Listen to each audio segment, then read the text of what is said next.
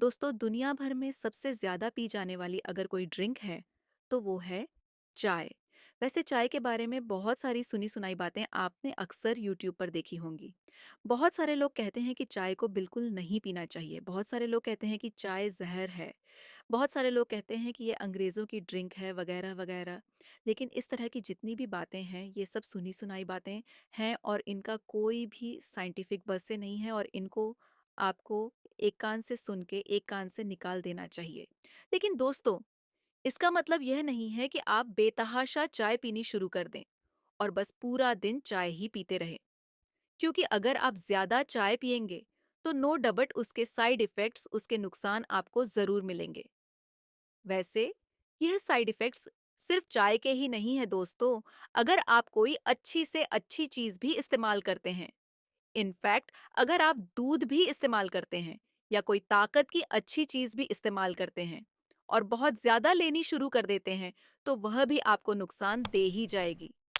तो ऐसा नहीं है कि सिर्फ चाय के ही लिए यही चीज है। कोई भी चीज अगर आप जरूरत से ज्यादा लेंगे तो वो आपको नुकसान दे ही जाएगी।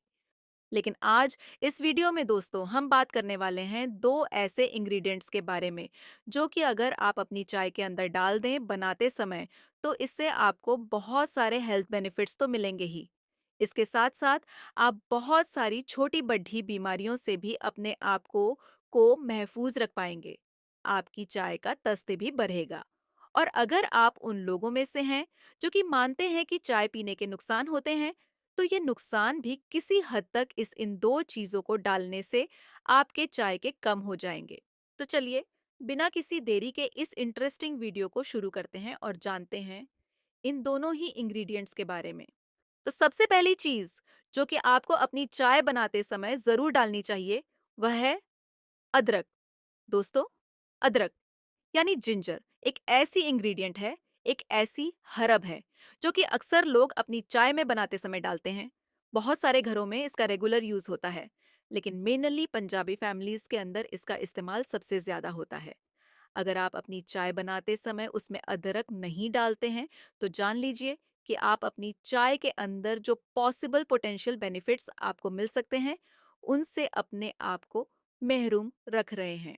अदरक के अंदर बहुत ज़बरदस्त तरह के एंटी इन्फ्लेमेटरी प्रॉपर्टीज़ होती हैं जो कि आपकी बॉडी के अंदर सूजन को कम करती है, दर्द को कम करती है, जोड़ों के दर्द में आपको आराम पहुंचाती है। यह आपकी इम्यूनिटी को एनहांस करता है, आपके वज़न को कम करता है, आपकी डाइजेशन को इम्प्रूव करता है। अगर आपको नौसिया की शिकायत रहती है तो उसको भी कम कर देता है। और भी बहुत सारे फ़ायदे आपको अदरक का इस्तेमाल करने से मिलते हैं।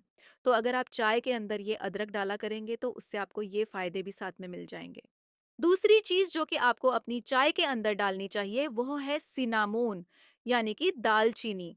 दोस्तों, दालचीनी भी एक इंडियन स्पाइस है, एक ऐसी जड़ी बूटी है जो कि हमारे खानों में बहुत सारी डिश के अंदर एज अ फ्लेवरिंग एजेंट इस्तेमाल होती है।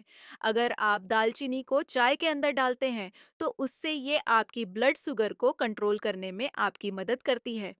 एक बहुत ही भीनी सी आपकी चाय को खुशबू दे देती है और एक अच्छी सी मिठास भी आपकी चाय को इससे मिल जाती है। दालचीनी के अंदर एंटी माइक्रोबियल प्रॉपर्टीज होती हैं कि ब्लड शुगर को कम करने का काम करती है, आपके ब्लड प्रेशर को भी कम करने का काम करती है। और भी बहुत सारे ऐसे फायदे हैं जो कि दालचीनी का इस्तेमाल करने से आपको मिलते हैं। तो अगर आप अपनी चाय के अंदर दालचीनी भी डालेंगे तो ये फायदे भी आपको मिलने शुरू हो जाएंगे। एक चीज जिसका आपको खास ध्यान रखना चाहिए वह ये है कि अगर आप दालचीनी का इस्तेमाल करते हैं तो मेक श्योर करें कि आप श्रीलंकन वैरायटी वाली जो दालचीनी है उसको इस्तेमाल करें। क्योंकि जो इंडियन या चाइनीज दालचीनी होती है वो इतनी ज्यादा फायदेमंद नहीं है। मेडिसिनल आपके लिए श्रीलंकन सिनामोन बेस्ड होती है। एक चीज जिसका खास ध्यान आप हमेशा रखना वो ये है कि जब आप चाय बनाते हैं तो सबसे पहले पानी बर्तन के अंदर रख के आप उसके अंदर ये तीनों ही चीजें डाल दीजिए और फिर उसको पकाना शुरू करिए।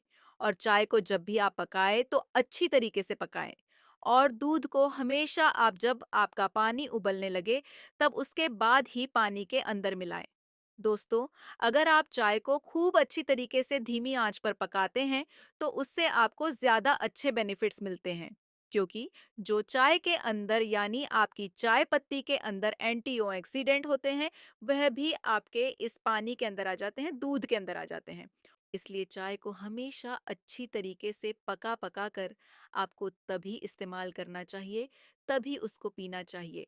इसी के साथ हमारी आज की वीडियो खत्म होती है। लाइक एंड शेयर करना ना भूलें। और ऐसे ही सेहतयाब वीडियोस देखने के लिए हमारे चैनल को सब्सक्राइब करें। फिर मिलेंगे।